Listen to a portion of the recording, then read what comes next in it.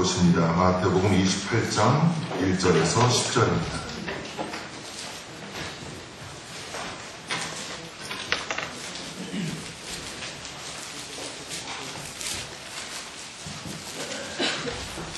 신약성경 마태복음 28장 1절로 10절입니다.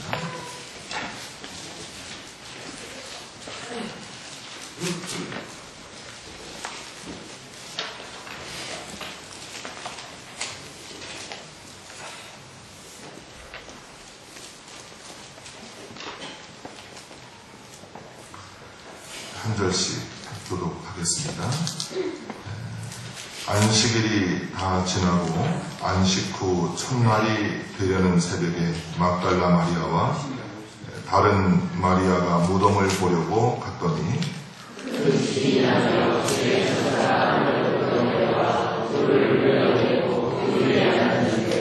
그 형상이 번개 같고 그 옷은 눈같이 희거늘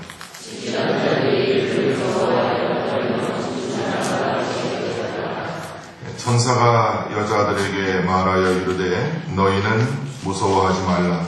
십자가에 못 박히신 예수를 너희가 찾는 줄을 내가 아노라.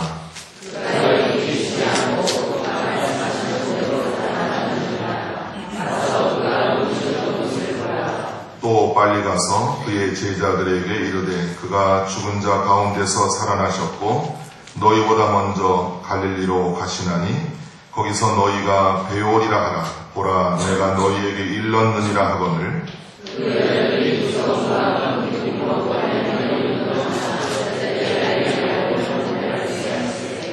예수께서 그들을 만나 이르시되 평안하냐 하시거늘 여자들이 나아가 그 발을 붙잡고 경배하니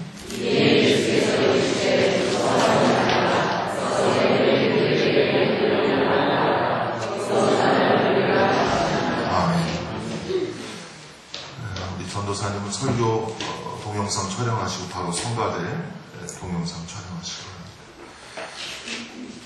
과거에는 꿈과 공상의 세계에서만 경험할 수 있었던 그런 일들이 지금은 하나둘씩 현실로 다가오고 있습니다. 예를 들어 요즘 대학에서 인기 학과로 떠오르고 있는 그 생명공학 분야라든지 또 이미 우리는 그 황우석 교수를 통해서 사회적인 문제가 됐던 배아 줄기세포 복제 문제, 여기에 반해서 우리 기독교 단체에서는 성체 줄기세포 복제 문제, 전문적인 용어라 설명이 좀 어렵죠. 그리고 또 2001년도 미국에서 발견된 그 인간 게놈 프로젝트, 이런 문제들, 이건 유전자와 염색체를 종합해서 인간의 어떤 그 불치병을 치료하는 일에 연구하는 그런 분야입니다. 과학과 의술 각종 최첨단 기계들이 하루에도 수십 가지씩 개발되고 있습니다. 제가 작년에 한번 저희 친척이 남아공에서 선교사로 원주민 사역을 하고 계시는데 인터넷 전화로 한번 통화를 하는데 얼마나 깨끗하게 들리는지요. 여기서 남아공 가려면은 하루를 더 지나서 비행기를 갈아타고 가야 하는 아주 머나먼 데 아닙니까? 그런데도 참 이게 바로 문명의 이익이구나, 얼마나 참 놀리는지 모릅니다. 또 제 신학 동창이 지금 아프리카 케냐 감리교회에서 현지인 감독이 되었습니다. 송충석 감독이라고. 케냐 가서 지금 벌써 20년이 넘게 사역하면서 그곳에서 인정을 받고 케냐 감리교회를 총 관할하는 그런 지도자가 되었습니다. 그 친구 목사하고도 제가 MSN을 이용해서 인터넷 채팅을 하는데 실시간으로 전혀 어색하지 않고 제한이 없이 의사 소통이 되었습니다. 참 얼마나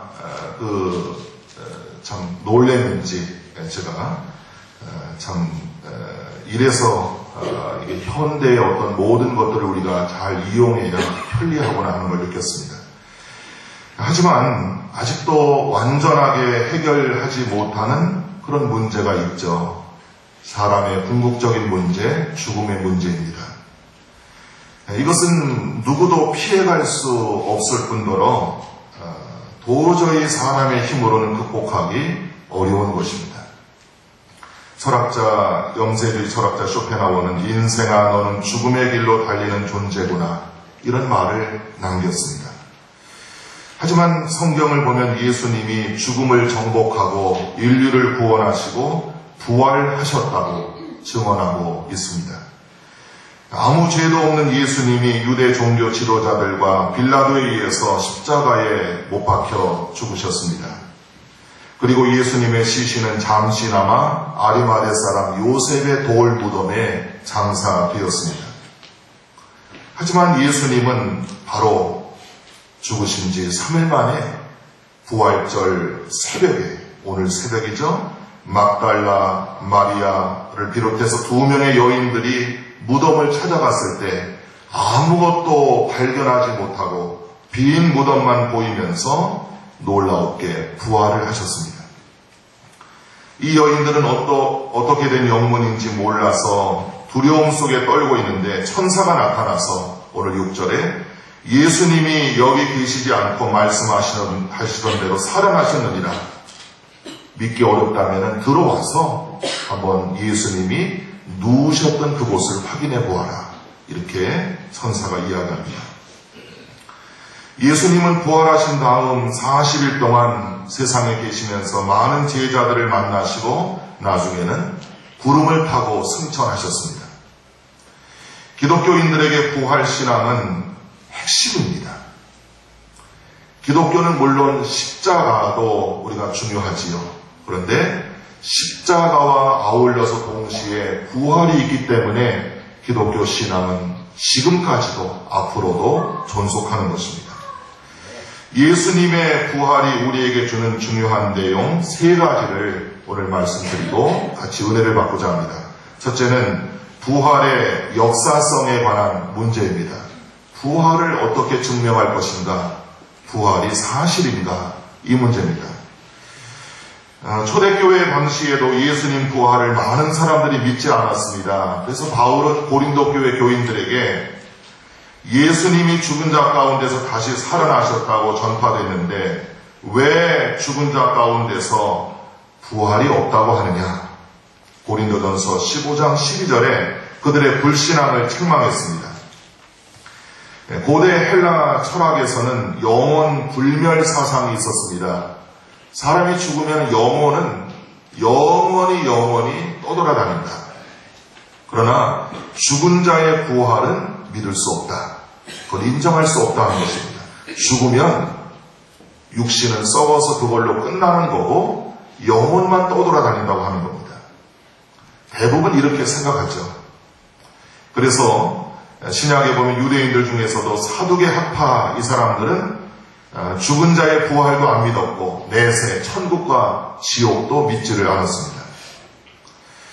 또 예수님 당시에 예수님이 부활하셨는데도 이건 거짓말이다, 꾸며낸 것이다. 예수님의 제자들이 시체를 가져다가 딴 데다가 숨겨놓았다. 이런 헛소문을 퍼뜨렸습니다.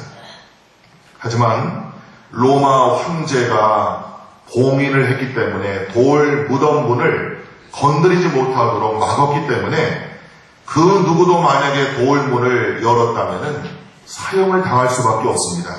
그래서 또 게다가 무장한 군인들까지 겹겹이 지키고 있었기 때문에 이 돌 무덤을 건드린다는 것은 상상할 수도 없는 일입니다. 또 성경에 보면은 예수님의 부활을 목격한 사람이 사복음서에 11번, 그리고 고린도전서 15장 6절에는 일시에 예수님이 부활하신 모습을 500명이 넘는 성도들이 보았다. 이렇게 나와 있습니다. 한 명도 아니고 500명이 넘는 기독교인들이 부활한 예수님을 목격했다고 하는 것입니다. 또 예수님 제자 중에 도마 같은 사람은 대화도 나누고 예수님의 몸도 직접 확인했습니다. 그리고 나서 이들은 모두 다 정말 예수님이 부활했구나, 세상에 이 소식을 전해야 되겠다, 목숨을 걸고 예수님의 부활을 증언했습니다. 만약 예수님이 부활하지 않았다면 어떻게 여러분 기독교 신앙이 지금까지 이어져 올 수 있겠습니까? 저부터도 여러분도 예수님이 부활하지 않았다. 예수님이 2000년 전에 죽으시고 그냥 끝났다. 썩었다. 사라졌다, 흔적이. 여러분, 이런 기독교 신앙을 누구에게 우리가 전할 수 있겠으며 과연 우리 자신들이 받아들일 수 있겠습니까? 소망이 없는 종교인들.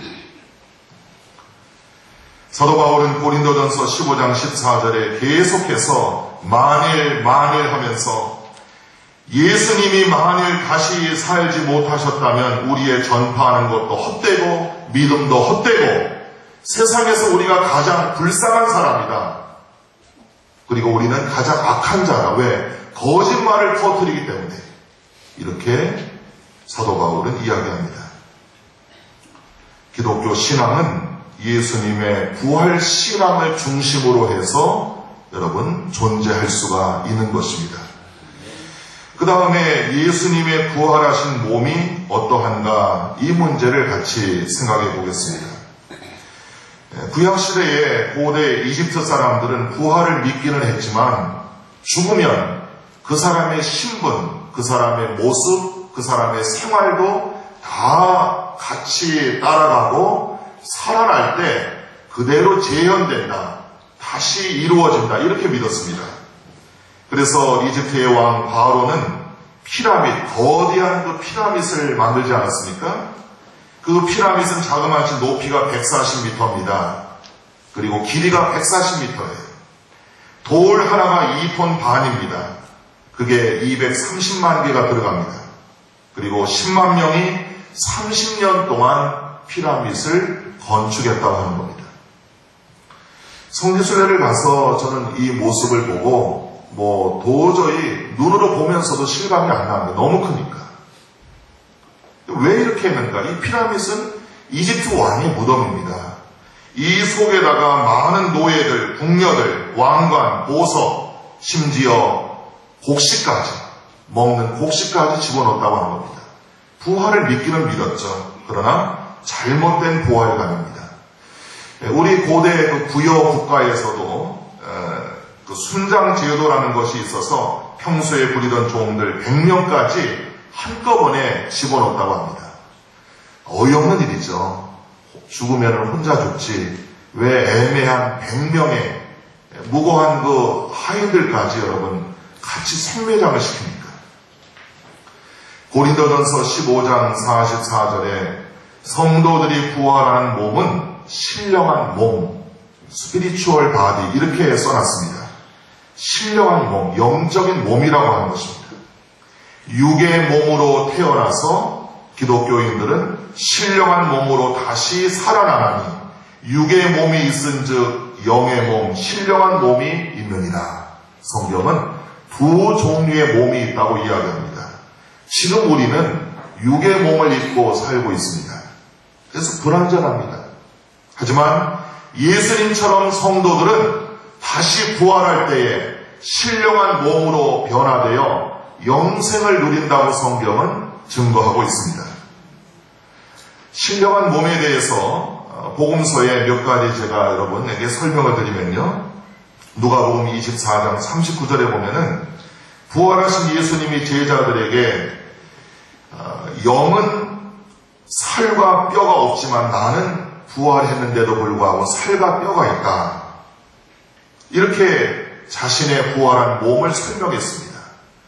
여러분 부활하신 예수님에게도 우리처럼 살과 뼈가 있다고 하는 거예요. 그리고 실감을 하지 못하는 제자들 앞에서 먹을 게 있느냐 너희들에게 물으신 다음에 구운 생선 한 토막을 가져오라고 해서 제자들 보는 앞에서 친히 그걸 드셨습니다.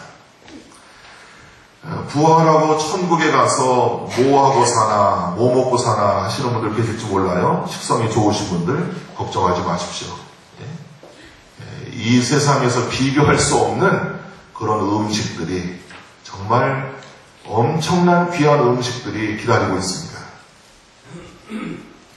또 누가복음 24장 31절에 예수님이 부활한 것을 믿지 못하고 실망해서 엠마오로 내려가는 두 제자 예수님이 그들과 함께 하시면서 왜 너희들이 모세 때부터 예언한 주님의 부활, 메시아의 부활을 믿지 못하느냐.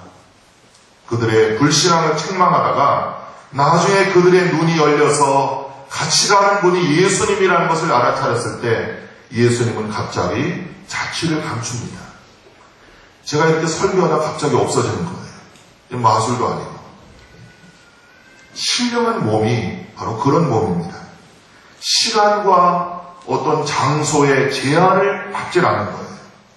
하나만 더요. 사도행전 1장 9절에 부활하신 예수님이 40일 동안 계시다가 감람산 위에서, 예루살렘 감람산 위에서 구름을 타시고 천사 2명과 함께 승천하십니다. 여러분, 어떻게 사람이 구름을 타고 올라갑니까?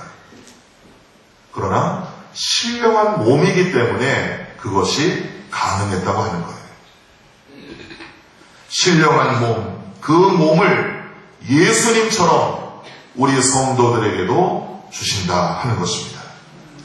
여러분, 지금 우리가 혹 몸이 좀 불편하고 어려운 점이 있어도 신령한 몸을 주시는 그때까지 잘 참고 인내하며 사시기를 바랍니다. 기적은 당신 안에 있습니다의 저자 이승복 의사, 미국에서 지금 의사를 하고 있는데요. 이분의 그 책을 제가 잠깐 소개합니다.